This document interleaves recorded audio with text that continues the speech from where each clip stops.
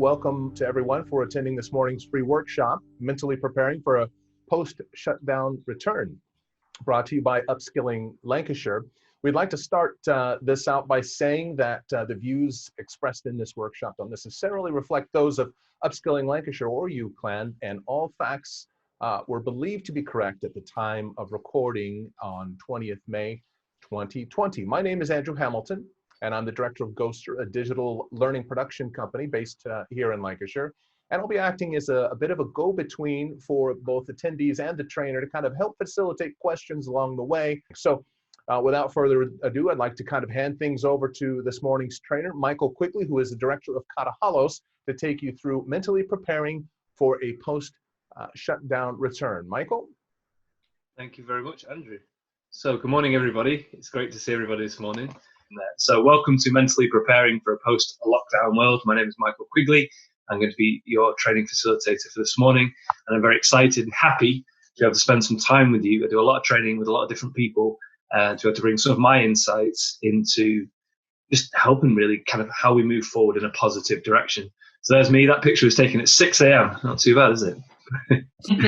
So how today's session is going to work. So let's have a little overview. There's going to be 3 parts to it. There's going to be change management, which just basically means how do you think about and act positively when change happens. There's going to be some work on stress, which is very important, more so than ever, and mental health. So like Andrew was saying before, if you can see, it says you can just watch. You fancy just with your brew, just sit there and just watch, just tune in. Absolutely fine. If you like to take notes, if you like me, you like to get a pen and paper, write it down, absolutely. More likely to remember things. You can personalize things a bit. So in terms of change management, I'm suggesting change is a good thing. The most important thing about change is not what happens, it's how you adapt and how you roll with the changes. That's why I say change is a good thing. Change is the one constant. It's the one thing you can rely on in life. It's the one thing that's going to keep happening. So our ability to change and change well will dictate a lot of our success and happiness. So I'm going to show you 3 things to help you with change this morning. But firstly, before I do that, I want to know from you, what changes are you really most concerned about at the moment? So here's your first chance, if you want to put something in the chat box. You don't have to, but we'd love to hear from you. So you might say, I'm worried about my finance. I'm worried about my job. I'm worried about my relationship. If you don't want to put it in the first person, say, I am about this, you could just say stress, uncertainty, time, pressure, family issues, social media might be an issue. So what are the changes that at the moment you're thinking, it kind of worries me that I'm a bit concerned. So put them in throughout. In about 5-10 minutes, we'll come back to your questions and we'll see what we can do to answer them and help you out. So I want to share with you something really powerful that I've used for a long time. And it's called systems thinking. It comes from a form of leadership development called servant leadership. So if you're a reader and if you like to do reading, if you've ever heard of change management, Six Sigma black belts, lean management, a lot of these kind of managerial things that came in the 80s, they all kind of come from this. This is one of the oldest ones. So if you look at the triangle, it's really, really important to start with where we're at today and start with the bottom of the triangle, which is your beliefs. So it might be your personal beliefs or the beliefs of the organization that you work for or your company. What a lot of people do, they just kind of start at the top and they just kind of do stuff. You know, people like that, you know, when this coronavirus hit, they just started doing stuff. What are you doing? I don't know. I'm just doing stuff. I'm just making things happen. And what this system suggests is slow down a bit. Don't just start doing stuff. So today, don't just think, I'm going to do everything. Go right to the bottom of the pyramid and say, okay, but what am I all about? Or what is my company all about? What are our beliefs? What are our values? Do we have a mission statement? Do we have a mission? Do we have shared values? Do we know who we really are? And if you work for a company and you don't know those answers, now is the perfect time to ask. And as you go back to work, say, but what are we here to do? So that's the beliefs. That's the most important bottom level. Then the culture is, well, how do we do it? What are we like here in Lancashire? What's our company like? And then the strategy, once you know those 2 things, you start saying, all right, well, if that's who we are. That's how we do it. All right, well, how are we going to do it in this current environment? And that leads to your events, which is what you do. So I'd say for the majority of people at the moment, once you know the culture and beliefs, it's the strategy level that's going to change. You've probably not changed your beliefs that much, or your vision, or your culture. It's just the strategy side of things. So as you're going back to work, make sure that you understand those things, the beliefs and the culture, because that informs the strategy and the events take care of themselves. Don't fall into the trap of just doing things and thinking, I'm just doing stuff. you have to think, where's that going? All right. And that's something to always think about in terms of change, thinking, where am I trying to go? Who am I as a person? What's it all about? And that will inform what you do. Okay. So the next two things we're going to look at for change are all about how you communicate the change, both in terms of when you're talking to customers and clients or family and friends, and also how to deal with people when they're not in a very good state, which is a lot of people at the moment. So let's have a look at it. So this is a little something I came up with. I call it VIP. So remember, all these slides, you're going to get them, but if you like to make notes, go for it. So VIP, we want to treat people like very important people, don't we? Whether it's customers, clients, employees, bosses, partners, in Lou's case, her dog. Yeah, we want to treat people well. But the problem with that is sometimes if there's issues or there's difficult things going on, we jump straight into the middle bit, the issue. And what I'm suggesting is, like with the pyramid, go back a step and we look at the vision. So look at the steps. The first step is, hang on a second, what's the vision? Why are we here? Then you go into the issues and any concerns you have. And then the third step is, well, what are we actually going to do about it? What positive solutions are we going to take? So imagine you're a manager and you're having a back to work interview with somebody. The first thing you do is you tell them, well, this is what we're all about and how we do this. Then I want to hear, how are you at the moment? What's been going on for you? And they listen and you talk. And then they start to say, okay, can we start to do something to help you? If you're an employee, it works the same. You can start by saying, well, this is me and this is where I'm at. And I want to know what's going on with the company. Where are we going? Like, what's it all about? And listen to what they say. And then you think, okay, well, I've got some ideas for how I can maybe help. It's brilliant if you can be proactive and bring solutions. So start to think today, start now, thinking, how can I start to make it happen? How can I start to be helpful? How can I start to make the vision real? Because that's what it's all about. And the great thing about this is the vision is where you're going. And the positive solutions, the actions, the issues, the information, the problems, they're just temporary. They may be painful, they may be difficult, but they are temporary. That's something to keep in mind throughout this whole presentation. The current situation we're in is temporary and we will outlast it. So keep that in your mind. All right. So next one is something I call golden conversations. And it's absolutely brilliant, this. I absolutely love this. It's a pleasure to share this with you because it comes from my work with some insurance people last year. So far we're thinking, okay, I'm going to try and focus on the deeper stuff first. Then as I talk to people, I'm going to make sure I understand what's going on, then take action.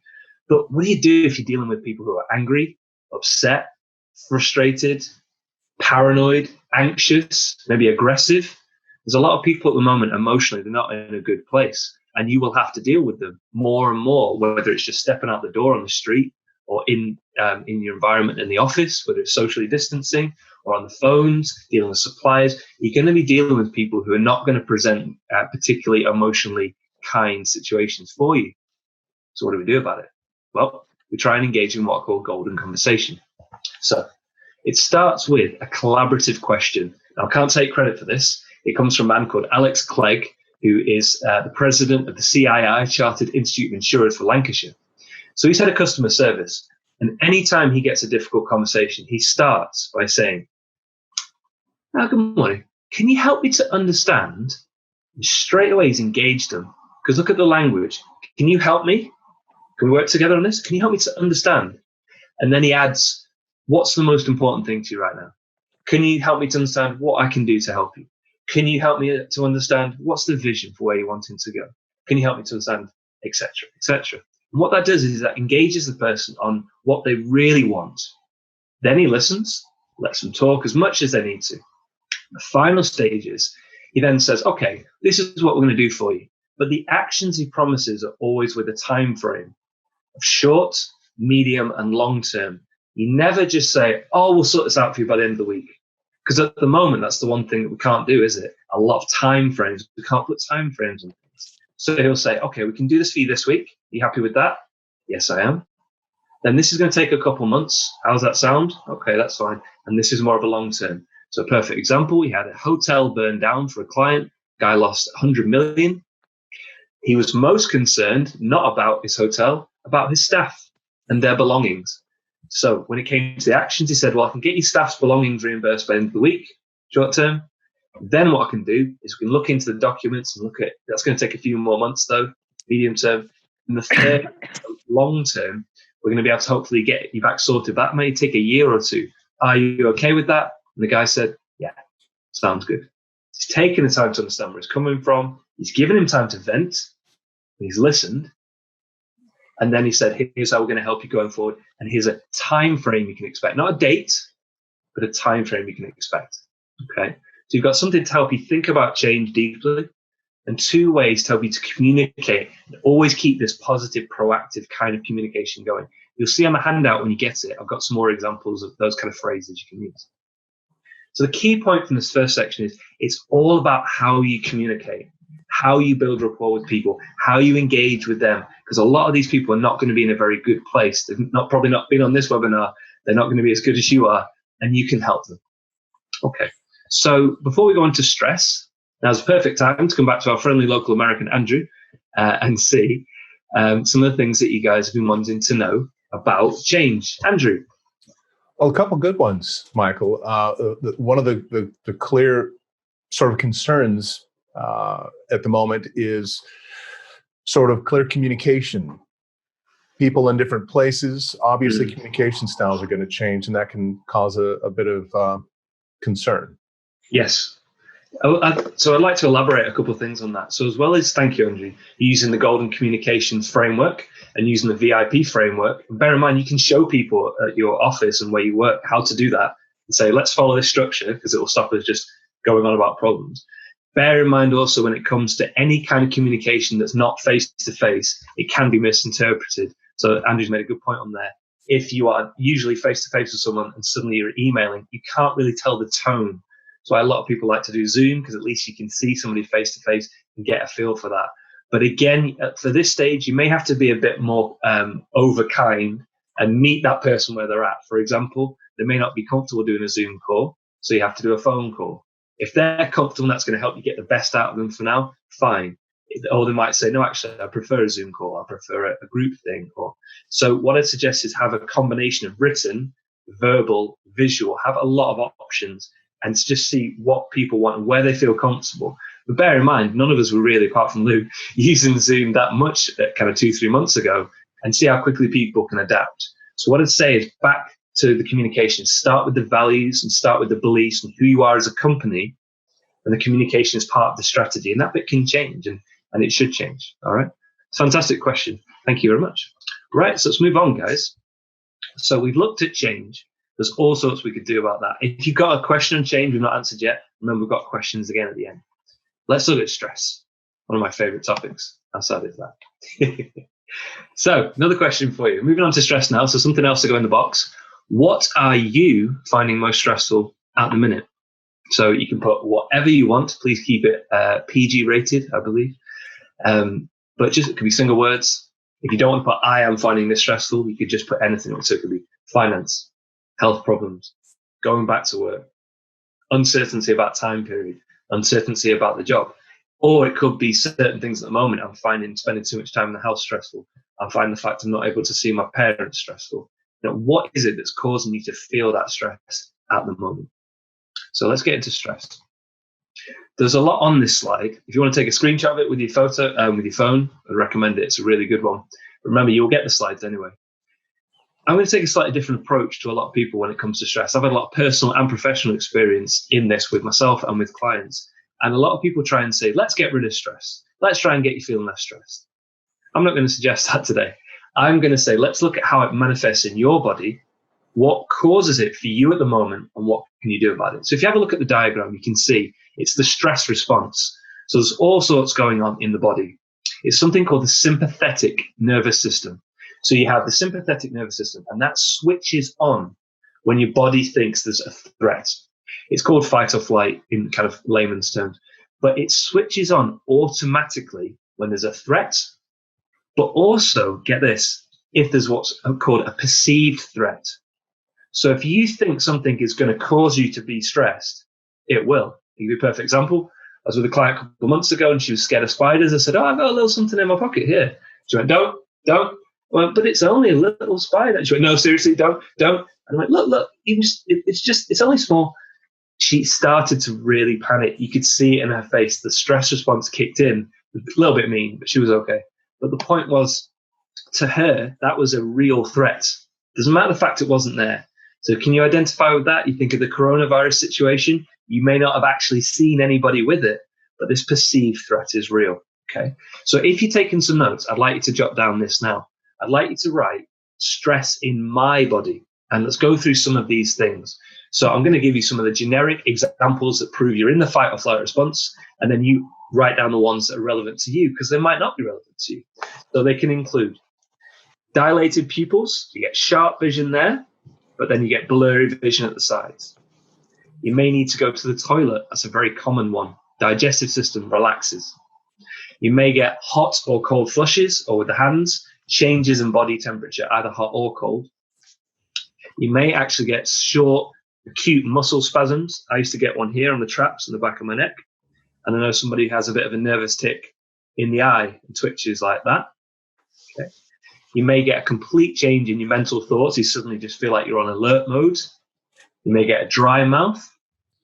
Another common one is you get like a lurching feeling in your tummy or butterflies in the stomach. That's the digestive system. And all this is your body automatically going, right, let's go, let's get ready, let's get ready. Stress is not a bad thing. The stress response in our body is a naturally occurring, fantastic survival mechanism. The problem is we spend too much time in that stress response. So you've hopefully got a bit of a list and you're going, yeah, for me, it's this. It's these three things. So for me, I feel it in my tummy. I sometimes get a bit of a dry mouth and I might get the little tick. That's how I know I'm starting to feel a bit stressed. Okay. So something to bear in mind is that's okay, but what if this happens? What if it's taken too far or you spent too long exposed to those stressful situations? These are just three to watch out for yourself, your family, and for the people in your organization. This is a sign that you're really stressed out. You're at kind of capacity with it. Oversensitivity to the senses. So imagine you walk into a room and the lights just feel really bright and that's just too bright. What's going on? Or you're in the office and somebody reacts like that. That could be a sign of stress. Another one could be an inability to do just simple things. I know I had this when I was very stressed out. I was making a cup of tea and I was like, what am I doing? Because again, the body was just saturated. There's just too much going on. So just bear that in mind. And the third one is avoiding everyday situations. Now, what I mean by that is your body and your mind goes into self-defense mode and it starts going, I'm not going to do that because it will stress me out. I'm not going to do that either. That's okay in the short term. And that's actually what we've had to do in lockdown. We've had to kind of say, nope, we're not doing these things. But we do eventually have to come back into normal life. And you do start have to going out for walks and going to the office and all these normal things. If you're avoiding them when you know you could maybe do them, that could be a sign of this high stress. So what can we do about it? That's a really important thing. Let's do something about it. So we go back to our friend and human body. I'd like you to make a note of this if you're making some notes. There's something called the parasympathetic nervous system. So para means running alongside. So if you think of your sympathetic nervous system, switches on the stress response. That's it. Whether you like it or not, just starts happening in whatever way that your body manifests that stress, yeah? Whatever it feels like for you. But the parasympathetic system, thank goodness, is the one that calms everything down. So it slows the heart rate. It changes the body temperature. It allows the muscles to relax. The thoughts calm down. The vision returns to normal. Yeah. And it's sometimes called the rest and recover response. Now, a lot of people don't really understand that actually people think that this can just happen automatically. They think, the stressor comes and then it goes. The body relaxes. It doesn't. It actually kind of stays switched on in the background. You know, like when you've got a TV in standby mode and it's still switched on, it's not unplugged. It's like that. So if you're making notes, please make a note of this. The rest and recover response does not switch on automatically. You've got to turn it on yourself, mindfully. Now that's the bad news. The good news is now you know that when you're doing things that rest you, relax you, recover you, feel good, you should never feel guilty about that and think I'm just being lazy. No, you're bringing yourself out of a state. Here's a perfect example of that. You know, when people go into shock, they say, I was in shock. I just came out of it. You weren't in shock. If you really go into shock, your body will die if you don't get taken out of shock, like an anaphylactic shock. You need to be brought out of it by insulin. It's the same with stress. We need to bring ourselves out of it. But the problem is we get so used to it, we just think it's normal. So I'd like you to write another list now, please. I'm going to come up with some ideas to help you. So I want you to write my rest and recover list. So you've been going into the office, you find it a bit stressful, or you've been, subject to these things, and you're a bit, what can you do to bring yourself down? There's all sorts of things. First thing you can do is you can change your breathing, slowing your breathing. That's a brilliant one. Any kind of mindful activity where you're just doing one thing at once brings your focus back away from the perceived threat to the moment. It could be make it boring, like doing the dishes. Yeah, something really simple. Reading is a brilliant one. Music. If you're really struggling and you can't do any of those things, or you don't have access to any materials, stand up, leave the room. It's called a pattern interrupt. Even something as small and simple as that makes the body go, what? Where are we going? Right. What was I worried about? And it can just be that little thing, and it just stops it. It just takes it out, and it just interrupts that stress response. Because remember, the stress response is good. What isn't good is a long time. And most of the stress responses are brought on by our thinking. That's another one to bear in mind. Anything that relaxes you, alcohol, moderation, exercise, time with family and friends, all these good things. Think of the things you enjoy. Think of the things you used to do when you were a child, or you do when you've got extra time. Think of them now as you proactively looking after your health. We're all at the moment subject to a lot more stress. We've got to deal with it. So how we deal with it is we go, okay, I'm going to have periods in between where I calm myself down. So just before you go into the office, nice deep breathing, deep breath, fresh air.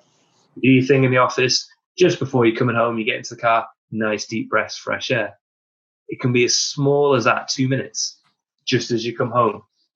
Lunchtime, little times. Doesn't need to be a large amount of time, just a small amount of things. Just breaks the stress response, says to the body, hey, there's no threat here. Stop those chemicals, calm down. Okay? So just before we come into your questions about stress, I want you to understand this man, because he changed my life when I understood this. I read his book. He's called Viktor Frankl. Please, if you do one thing today, Google Viktor Frankl and check out his book, Man's Search for Meaning. Viktor Frankl was a victim of the concentration camps in Auschwitz. And I've been to Auschwitz and seen, where he was. He survived, and he was very humble about it. But the point was this: he went through such extreme stress, such a powerful, awful experience. He then understood afterwards it was his responsibility to make sure the rest of his life was positive, productive, loving. He made the most of the gift. So I want you to think about that for yourself. The stress you've been through the last 2 months, it's gone. It's over. It was difficult, but it's over. There'll be situations going forward where you need to bring your best self.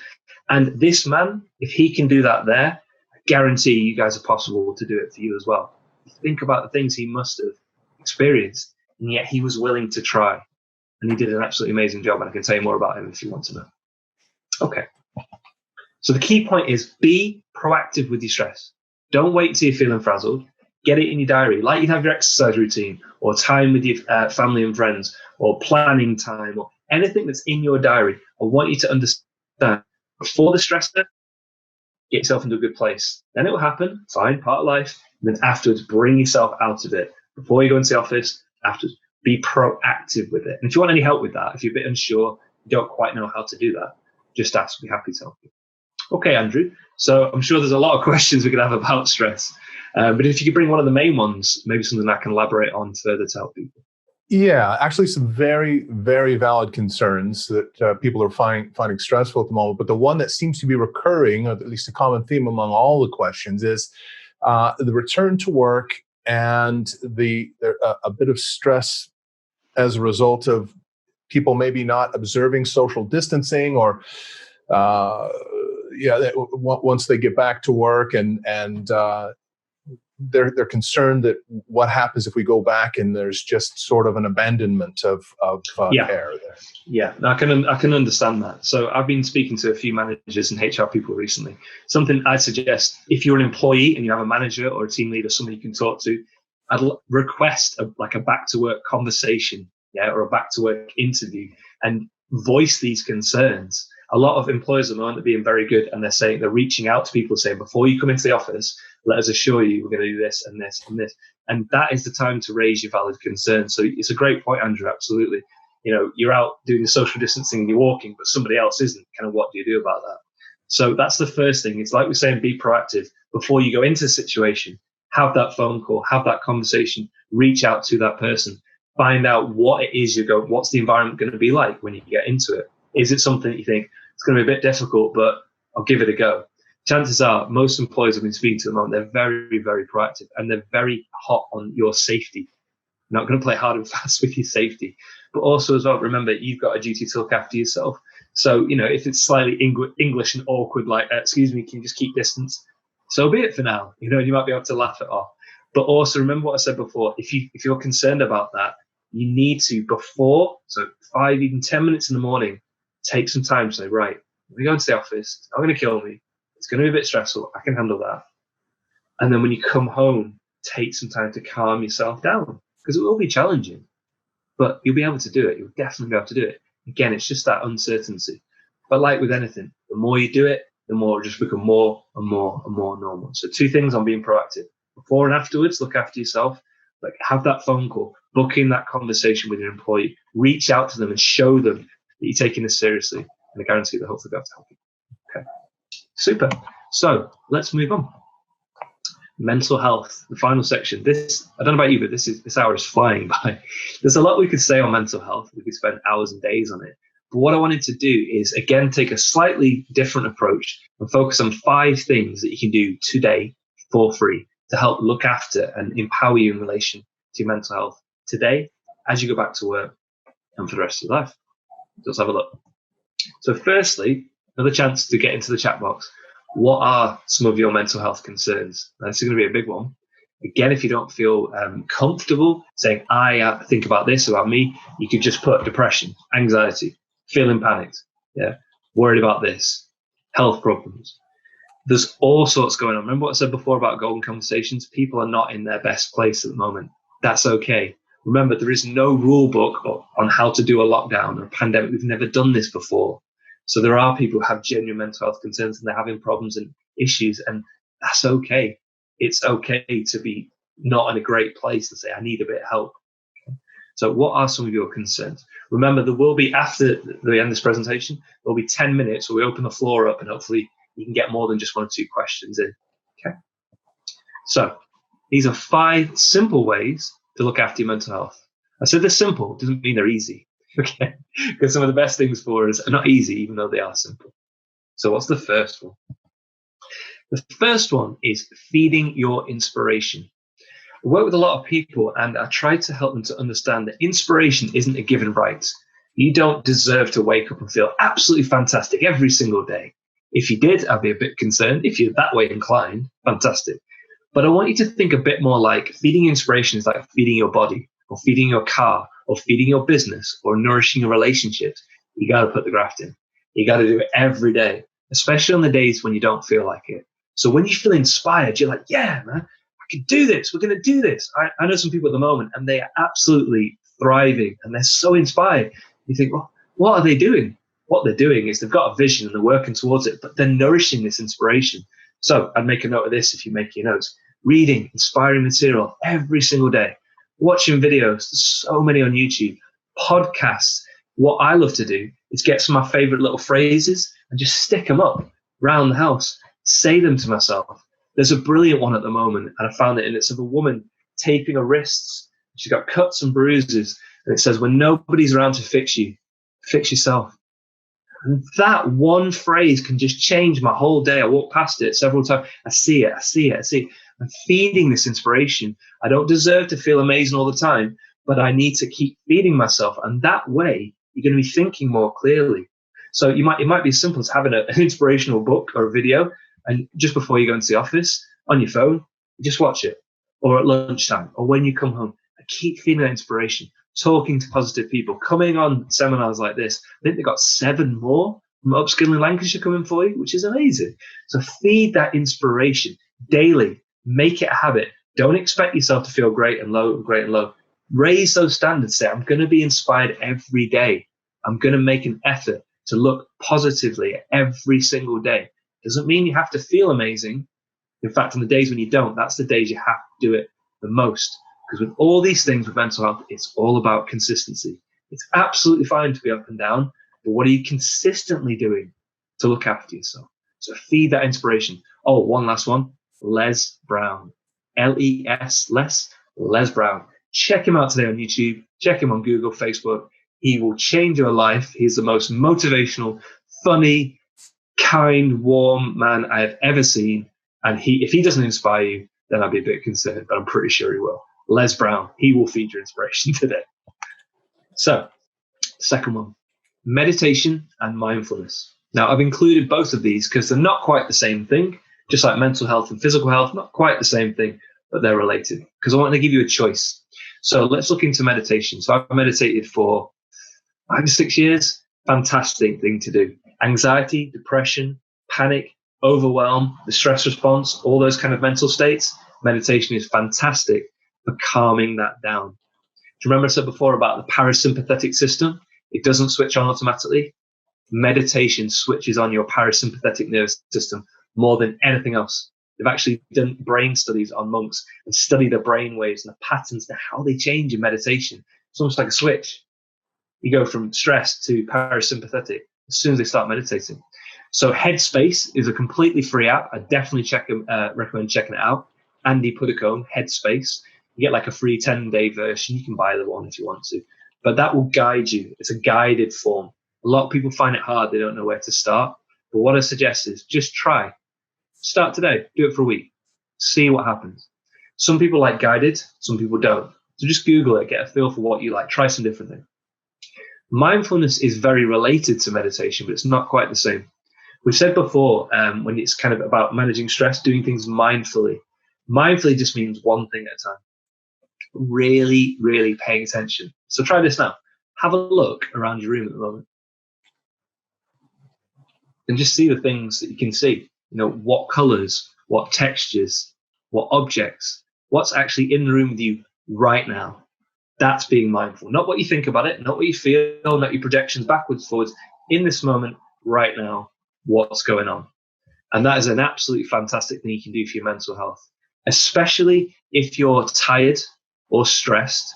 You're not going to be mentally top of your game, and you can just say to yourself, all right, all these thoughts are just because I'm tired and stressed, so I'm just going to do this thing mindfully. You can busy yourself and it passes. Often anxiety, things like that, they're like a wave. It comes, doesn't destroy you, you handle it, the wave passes, and you carry on. So a mindful activity is a really good one to do if you're in a mental state and you're not really liking it. Something like the hoovering, the vacuuming, the washing. The more boring, the better. Okay. So meditation and mindfulness, regular thing. 5 minutes a day. 5 minutes after dinner. Try it. Guarantee it won't do you any harm whatsoever. This is a really, really important one as well. Revisit your past successes. So I'm going to take a minute to think about this. So one of the biggest problems at the moment with the coronavirus situation is we've never done this before.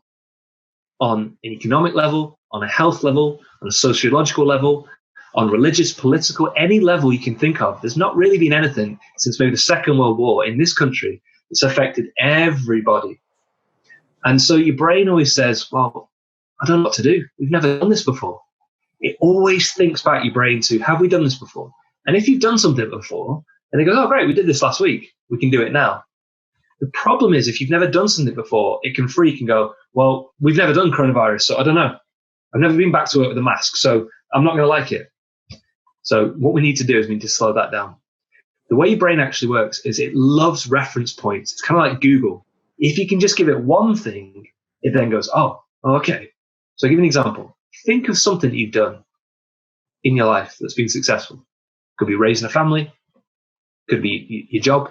It could be anything. It could be owning an animal. It could be, it doesn't have to be something massive, but just something where you've done it to a high standard, or it was successful, you're happy, and you enjoyed it. That is a success. That is a memory lodged in your brain. So your brain starts going, all right, well, if I can do that, maybe I can do this. And what it will start to do is it will start saying, well, how were we successful? We did this, we did this, we did this. Could I do that in this situation? So say it was a work success. What did you do? Well, I was diligent. I worked hard, stayed true to the vision. I didn't drop my standards. I asked for support when I needed it. I didn't give up. But all those things are still going to be relevant going forward, if not more so.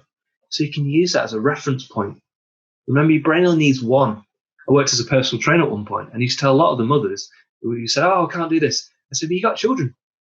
You love them. You're a mum. You're a success. Brilliant. Put all that love and hard work, put that into this, and you'll smash your train." And they did. So if you're ever feeling a bit down this week and you're thinking, "Oh, I'm feeling a bit nervous, a bit apprehensive, or I'm not going to be able to handle it," just write down all the things you've achieved. Don't stop till you get to 20. You'd be amazed at the things you get through. So revisit them and feel them as well. How do they feel? Because you've got so many successes coming ahead. There's so many things, even before the end of the year, that are going to go really well for you. Take some time to think, all right, that was good. Maybe this is going to be good as well. Okay. 2 last ones on your mental health. This one is one of my favorite slides because all about your energy levels. I don't know about you, but a lot of people, including myself, energy levels, especially the first few weeks of lockdown, just took a dip. And then suddenly you're thinking, "Oh, I've got to get myself going," or "I've got to get up early, and I'm not going to be able to handle it." Well, firstly, we know you will be able to handle it, but you need to keep your energy levels topped up. A lot of people do that by they go out for a holiday in the sun or things like that. Can't do it at the moment. But these are the way to do it. Now, there's nothing there that you won't already have seen before, but I want you to remember you're in a different time at the moment. You're in a special circumstance. Think of yourself like an athlete. Imagine Usain Bolt runs his 100 meters. He doesn't run another 100 meters straight afterwards. He rests, he recovers, has a massage, and then he might do another one in a few days. Think of yourself like that with the work you're doing. So water, every single process in your body, from protein synthesis to hair, nail, skin, eyes, digestion, stress response, it all takes place in water. If you give your body more water, it becomes more effective. It's as simple as that. Imagine you have a greater cash flow in your business. You can do more things. Water is exactly the same in the body. How much? Well, 2 to 4 liters is optimal. I just get a big thing and just get used to trying to get through one during the day. Build up your tolerance. You might think, "Oh, I need the toilet all the time." You won't. Your body gets used to it. But that is really, really important. Not caffeinated drinks, not a bunch of sugar, especially if you're going to be spending more time sat down or in a different environment. So the water is really important. The one about the sleep is you might say, "Well, I've got a young family. I can't just get as much sleep as I want." Very true. But there's 2 things that you can do, 3 actually, to improve the quality of your sleep as you go back to work. The first is get your phone out of your bedroom, please, when you go to bed. Not telling you what to do, but from personal experience over the last 2 years, not having my phone in my bedroom has made the biggest change for a positive to my sleep ever. Because when your phone's in your bedroom, you're thinking, "Oh, I won't get that message." Again, you'd still switched on. What you're doing instead is you're sending a message to your body and your brain going, "This is my time now. We're going to sleep. Thank you very much." So getting the phone outside the bedroom, if it's your alarm like it's mine, just plug it in the hallway. Yeah, that's really important. The second is getting into a routine, regular patterns, going to bed at the same time, getting up at the same time, lions on the weekend. That really works. And the last one with sleep is, say you can only get 5 hours a night because you've got a young baby, something like that. Try and get to bed earlier. So 10 till 5 is much better than 12 till 7. The earlier you can get to bed, the better, because it's just our circadian rhythms. We're naturally designed to go to bed earlier than we often sometimes do staying up on the computer. In terms of the fresh air, bear that in mind. Just like I said with the water and oxygen, the 2 things your body needs to become more effective. Why you usually feel better after a run or a walk is because you've been outside in the fresh air. So just bear that in mind. You might have been able to recently, the last week, go outside as much as you want, socially distancing. Great. And you might think, "Oh, I'm now going to be in an office quite a lot." So you need to be, again, proactive with your fresh air and say, "Right, I'm going to go for a walk first in the morning before breakfast. I'm going to leave my desk at lunchtime. I'm going to do something in the evening." You need that fresh air. So when I finish with this, I'm going to open my window and I'm going to get fresh air in. Again, it's not about how you feel in that moment. It's doing the things to take care of yourself regularly for the long term. These things, you can't overdo it on these things. So the sunlight, take it where you can get it. Again, bear in mind, we've been exposed to a lot of unnatural light. We're sat in offices, we're cramped over, we're a bit like that.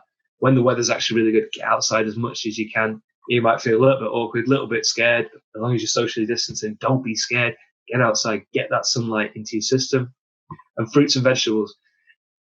It sounds a bit silly, just saying fruits and vegetables, but have a look at your diet. Seriously, if I could say to you, right, I can guarantee you a 20% increase in your energy levels and you'll be more productive and more happy, you'd probably take it. And I found for myself and people I work with, when they increase the amount of fruits and vegetables they're taking and really clean up their diet, they do see a difference. Now's the perfect time. When's a better time than now to do it? Fruit and vegetables are the cheapest things you can buy. Buy a can of chickpeas for 33p. It's incredible. So when it comes to topping up your energy levels, get those things in. You don't need fancy things. You don't need fancy gym memberships or any supplements, anything like that. Get those basics nailed, but get them consistently, and you'll be fantastic. You'll be like the people in the photo. Look at that. Okay. Final point on mental health, and this is why I've left this last and brought back to our friend Viktor Frankl. It's all about how you see it. It really is. If you are saying, okay, I'm going back to work and I'm a bit scared, then you're going to act scared. If you go back to the vision of the deeper part of your life and say, right, this is important to me in my life, and being scared and go back to work is a part of it, but it's probably a temporary bit, and we'll get used to it. We're still going to do really well. We're still going to smash it, the best in Northwest. Then you'll make that happen. It is absolutely amazing. One of the things about the coronavirus situation I've noticed, which is a really important point, is every single person is having a unique experience. You cannot tell somebody else what they're feeling or thinking. I know some people who have died. I know some people who are just bored at home. So it's all about how you see it, you and your personal response. You can be a walking role model. You can be the person they look up to and they say, look at Chris, look at Sarah, look at Andrew, look at those 3 Tonys, look at how they're handling things. You think, I'm just doing my best, but I've chosen to put my best foot forward. There's something called rational optimism. It's on the handout, and I suggest that you try this as an attitude. Optimism is just everything's going to be great. Well, maybe at the moment that's not that useful.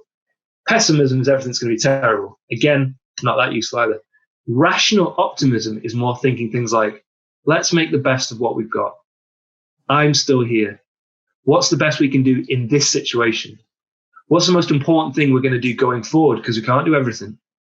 Rational optimism, being rational and calm and aiming and working towards things going well is probably the most powerful way to make them go well. Not assuming things will be good and not assuming they'll be bad either. Being proactive and saying, right, I'm going to be rational optimistic. So again, our friend Viktor Frankl, just to finish the story with him, he was a psychotherapist. And after being in a concentration camp, he went, traditional psychotherapy doesn't mean anything to me anymore because my problems have not come from my childhood. They've come from this concentration camp. What he did, he created a brand new form of therapy called logotherapy. It's like I've been saying this morning. He said, logo, what's the most important thing? What's the logos in your life? And he said, build a life around that which you love. And he did that for over 50 years. And that is my invitation to you this morning. Build a life around what you love. Get yourself in a good place, mentally, physically. Take your time, put some plans in place, speak to your family and friends, your employer, your employees, your support team. Think about it long term. Get that rational optimism saying, I'm going to handle it. I'm going to find a way. I'm going to find a way. And you'll be absolutely fantastic. Guarantee it. So we're going to open to mental health questions. Andrew, I'm sure, has got one. I've seen a lot of stuff going on in the chat. After that question, I'm just going to show you briefly through the handout and the resource pack you're going to have as a thank you for spending time with us. And then we're going to open it up so we get a full 10 minutes of questions. If you still haven't got your question answered, I'm sure we can hang on a little bit longer after that. Okay, Andrew, over to you. Well, thanks, Michael. It looks like a very common concern that's kind of running through the thread of answers here would be fear and anxiety, primarily coming into contact with other people. Yeah. Okay. So fear and anxiety in terms of coming into other people. So the first thing is, if it's in relation to a work context, remember what I said before about speaking to your managers, and before you go into that situation, seeking assurance from them. What are you going to provide? What's it going to be like? Talk to them, get some answers. A lot of fear and anxiety is apprehension about the future because you don't know what's going to happen. So you need to find out what you're going to walk into as much as possible. That's the first thing. The second thing is, like I said, about being proactive with the stress, be proactive with your health and safety. So, for example, if somebody walked past you on the street and they haven't socially distanced and you haven't been able to do anything about it, well, you don't been able to do anything about that. But what you can do is something about it is when you go in and wash your hands afterwards. So again, you want to do as much as you can to say, this is what I'm doing to take care of myself. This is the environment I'm going to be in. These things are beyond my control. And understanding that fear and anxiety will not kill you. Often fear and anxiety is your brain's way of going into hyperdrive, going right. And it goes into problem solving mode. But the problem with that is it won't necessarily come up with a solution, and you might just come up with another problem, another problem, another problem. What I tend to find happens if you get into that state where you're just thinking of one thing, and instead of reassuring you, it makes you feel worse and worse and worse. Take some action, write it down, say, I'm going to ring my boss and find out what I'm walking into, or I'm going to do this, I'm going to do this, then leave it, and then go do something else, because you need to bring yourself out of that state. It might take a few hours, it might take a few minutes, but being as proactive as you can with your mental state, because remember, it's all about how you see it. There is going to be fear, there is going to be anxiety, that's part of life, but it's handling it and going, okay, what can I do about this? I'll do that then. Can I do anything about that? No, I'm not going to worry about that then. And it's understanding where that falls, because chances are there's a lot that you can do, and some of the things that you're worried about, you can't do something about. And it's picking your battles, really, is an important one, understanding that. Now, if that still doesn't work, and you're still in a state, and you find you're really struggling to stand up, go into a different room and try one of the strategies that we've suggested this morning. Okay. So I'm just going to show you briefly a little bit about the resource pack that we've got for you as a thank you for spending time with us. And then, believe it or not, that's nearly an hour. I don't know about you, that's gone quick, man. And then we're going to open it up to general questions. Okay. So in your resource pack that will be sent to you, 3 things. All the slides, everything we've done this morning, it's all there for you. What I've also done is I've done a recommended reading list, because for those of you who like to read and resource and check out and go further, got everything, economics, anthropology, technology. Now's a perfect time to read up and to educate yourself really on some of the leading men and women in their fields. There's now been never a better time than now. Not just Sally or Dave on Facebook and what they're saying.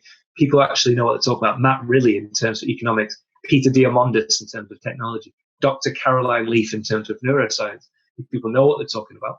So I'll put them on a recommended reading list. If you don't fancy reading, just Google their pages or YouTube. They've got loads of videos. There's also going to be a summary handout. So like the 3 main points that I'll be making in the 3 main sections are all there for you. So they'll be sent to you kindly by these guys as a thank you for spending time with us. So we're at 11:20. So this is going to be our final slide we're going to leave on for our contact details. Speak to these guys, speak to Tony and Andrew. They're brilliant. They're just there to help you. Like I said, there's more sessions coming, which are fantastic. They're all EU funded, so they're free to attend, which is even better. So talk to these people. These people are here to help you. Reach out to people. You're not on your own at all. The fact you're here this morning shows that.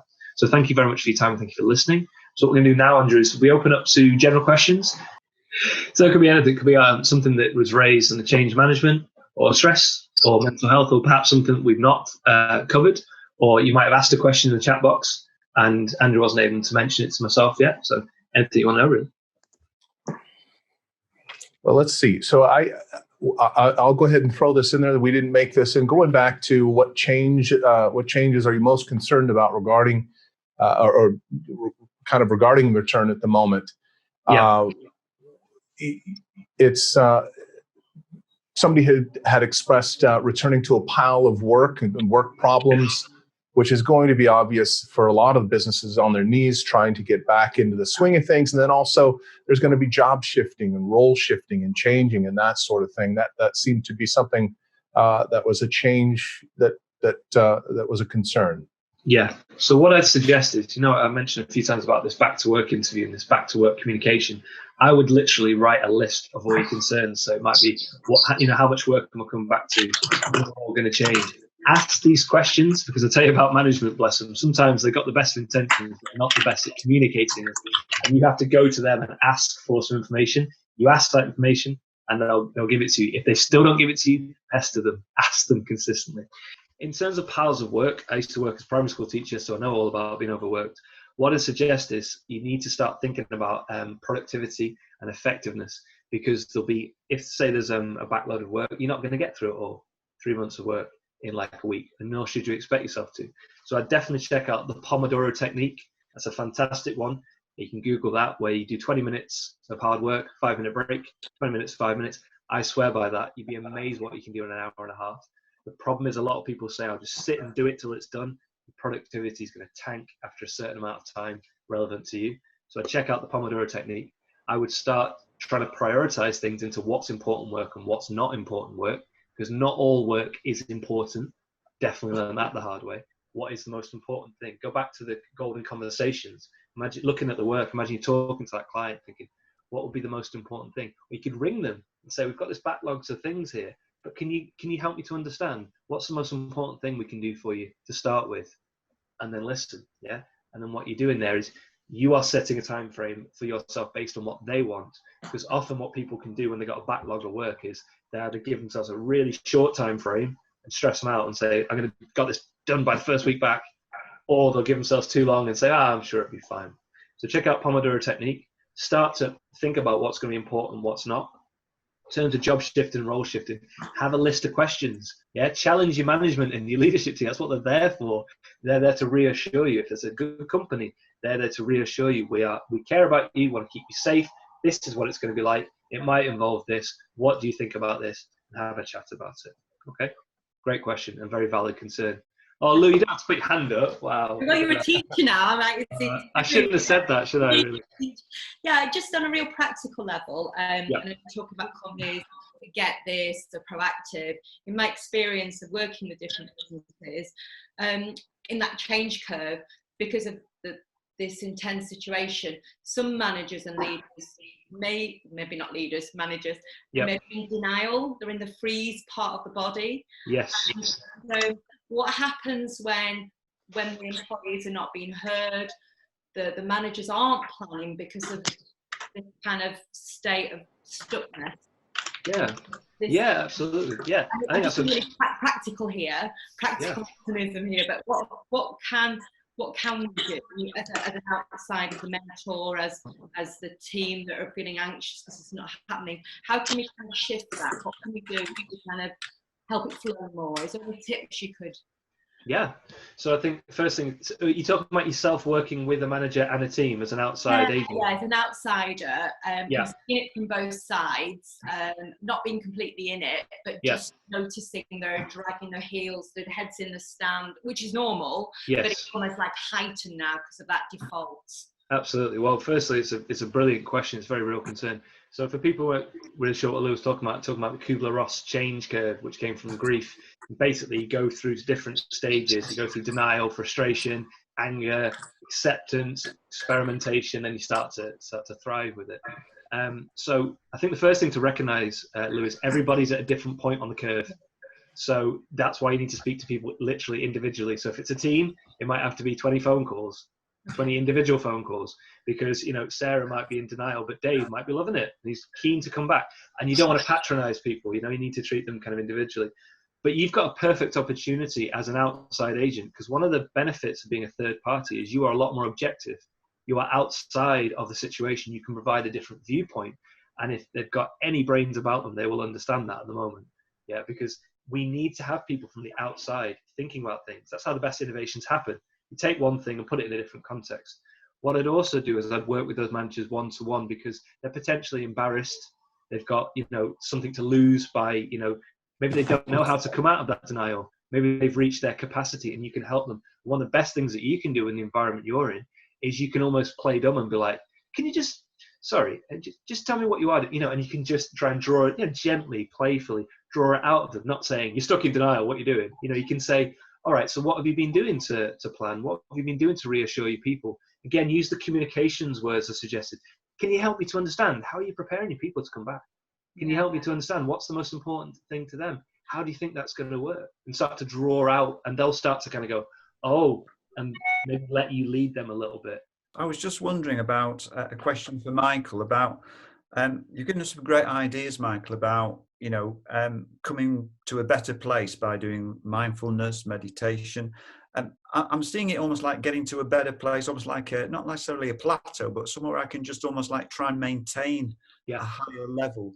And I just wonder if you've got any tips about just keeping in a good place. Yeah, 100%. I'm going to draw you a very crude picture, but this changed my life. I went through bereavement counselling, and I had sessions in therapy. So here's my graph. And what you're saying there about coming up to a good place and being even better was I'm going to draw you what actually happened to me. So I don't know if you can see that. Can you see how it goes along and then tanks? Yeah, goes back up, and then goes back to a higher level than where you were before. So if you like to find out some more about this, it's called post-traumatic growth. Post-traumatic growth as a concept is not a new thing. It's only been studied in the last 20, 30 years in terms of psychology. It is a very real thing. It's not my opinion. It's a psychological reality. And what it is, Tony, in relation to what you're saying is you're going along in life and then something hits you. So say it's coronavirus, it's a death, something impacts your life. If you don't die, then you will bottom out like we all have, and we start to climb. So like you were saying, you know, what can we do to maintain? The first thing I'd recognize is don't necessarily think of it like that. You might say, I'm coming up, I'm coming up. Don't try and maintain. Don't try and go back to where you were. You can go past it. And I was told this by my therapist, and she said, you're amazing. You've gone past where you were. I said, no, I've not. Shouldn't you have? And I said, well, how have I done that? She's just these small changes, you know. So all the things I was saying before about inspiration, these tiny things adding up, I want you to always keep that curve in mind, because a lot of people are thinking, oh, I've gone down and, you know, I'll go back to work at 50% capacity and, you know, I won't be as good as I was. That's absolute rubbish. Absolute rubbish. It takes a bit of intention and it takes a bit of practical application, but just to understand post-traumatic growth is a real thing. I think gives a lot of hope to a lot of people, because you start to think, wow, can I be better than I was before? Yeah. Wow, I never even thought of it like that. And then what happens, Tony, is how you do that is personal to you. So I'd always start by understanding that that is a real thing. And then again, it's limiting exposure to stressors as much as possible. So it might be something like, you know, you're enjoying your Zoom calls, but as you go back to work, you think, actually, I need to prioritize my caseload in this work, and these things I'm going to cut down on. So it'll start to shift.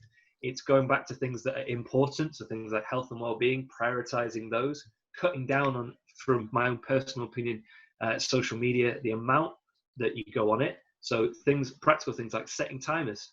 You say, all right, I'm going to give myself 10 minutes into the massive Facebook. Timer goes off. Right, I'm going to go do some gardening after the 10 minutes.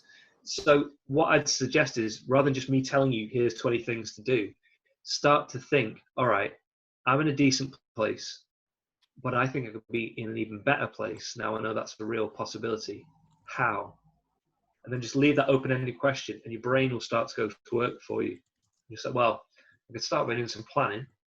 I could start by doing this. Perfect example for me, booked in Australia for next year, next November. Put it in my diary. Why not? It's happening. Make it happen. Then you reverse engineer and go, oh, okay, I'm going to make that happen.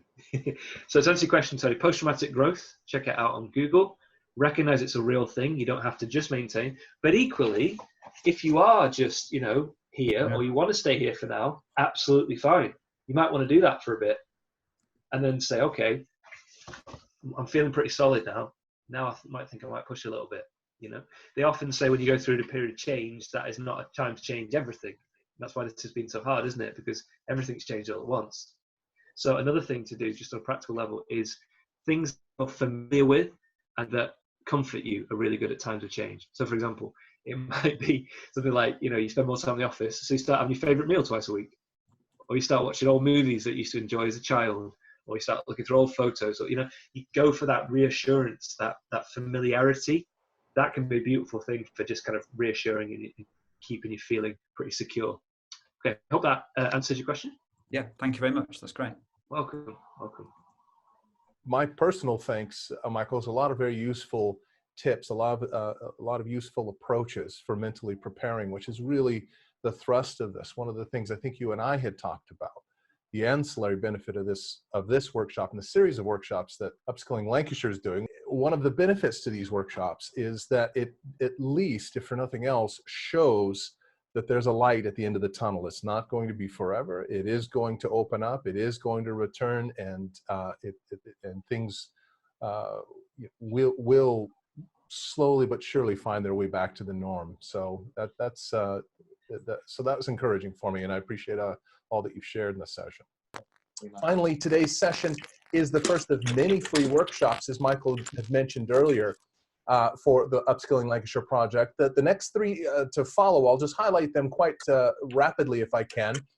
The next one, which is a week from today, 27th May, Adaptability for Leaders and Managers During COVID-19. And this is going to be dealing with understanding more on how to be flexible, performance indicators, and the power of coaching change. Then a week after that, 2nd of June, High Pressure, Low Stress.